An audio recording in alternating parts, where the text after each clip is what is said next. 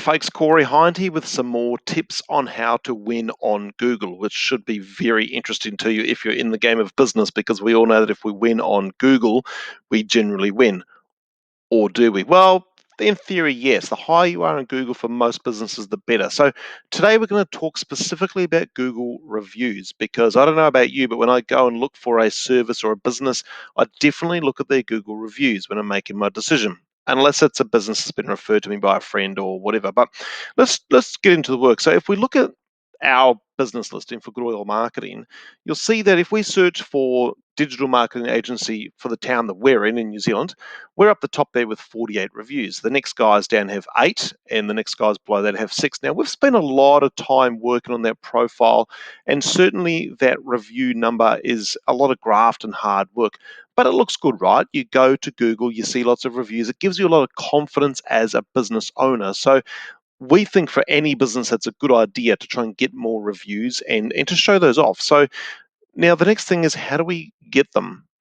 Actually, first of all, let's go down here. Does this help your business? Okay, so marketers will often say this: it depends. All right, and it really does. It depends on what sort of business you are.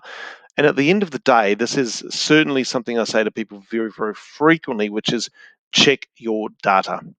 Okay, because we, as marketers, we think about something and then we have to theorize, test, and then look at the numbers to support what we're doing to see whether it's a good idea or not. So if we roll down a bit further and dig into our agency's Google My Business performance on the dashboard, which is easily found at google.com/business. Now, over here, you see views and searches, which to me, if I compare, say, Google My Business data to like the radio, so in the old days, the views is kind of like the radio is on in the background, but the activity is people actually paying attention and doing stuff. Okay. Now, 14 website visits to our site from that Google My Business listing, despite ranking #1 for lots of digital agencies in the town we're in. There's lots of them, but phone calls 0. So I would argue that it doesn't work for our business at all. So that's something that we're aware of. We've done this listing and grown it as more of an exercise to show that we can do that. But being realistic, we know that our clients come from other places. So it's interesting. You need to be aware of where your efforts go. But let's say that you are a business that really goes well with Google My Business as a subset of the wider Google world. For example, service businesses, plumbers, electricians, anything that's a short-term problem where you grab your phone and go, plumber near me, electrician near me, hair salon near me, cafe near me, all those places. Heck yeah, we know that anything service and local based gets a lot. When we compare Google My Business traffic to Google Analytics, the website traffic, it can be 50, 60, 70% of their traffic coming from Google My Business. So in those regards, yes, it's really useful to work on your Google reviews, because we know it helps to elevate you on Google My Business. But more so than that, when people actually find that listing and see all of those 5-star reviews, it gives people a lot of faith. Okay, so it's definitely worth pursuing. So how do we do it? So the first thing you need to do is go to your Google My Business dashboard. If you look over here, it says home, so on the home area, and down the middle there, you'll see that big red arrow. It says share review form, which is a button that you press, and then it takes you to the next thing, which is a nice big link. Okay, so that's the first part of getting more reviews. You have to have that link on hand. Now, some people, this is a bit split here. I like that link as it is. G.page is obviously a Google link, so people are aware and trust that link. Some people like to shorten it to a bit.ly link, or there's other link shorteners. It's really up to you, but the main thing is you need that link in some capacity. I personally like the G.page version, because people are aware and are afraid of links that don't look genuine. So you want to minimize that as much as possible. Anything that causes people to drop off is not something you want. Okay. Now, the actual tactics that work, once you've identified that you're a business that wants reviews, hopefully you are, you've identified that you're ready to go, you've grabbed that link and you're ready to share it. Okay, so the first tactic I recommend people, and this is what I do for my clients, is to go to your email signature block. Now, usually there's a whole bunch of stuff in there that they don't need, because they've obviously already got it. So they don't need to see your email address again. because they've already got your email because you've emailed them.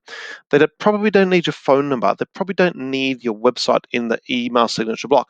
So what I recommend people do is get rid of everything and just pop in that signature block, hey, we'd love to hear from you, and put the link there. Or, hey, we'd love a review, and pop the link there.